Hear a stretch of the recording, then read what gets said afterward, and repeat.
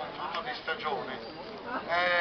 Ormai c'era alcuni anni che bazzichemo a queste piazze, con questi strumenti, con le nostre storie, con le nostre cante e cerchiamo di portare già l'aria natalizia che ormai già si respira.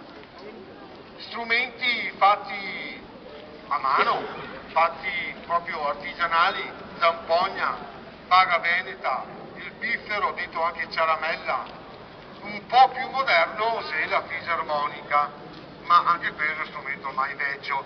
E facciamo una carrellata un po' qua e un po' in giro per i bancarei di queste musiche natalizie.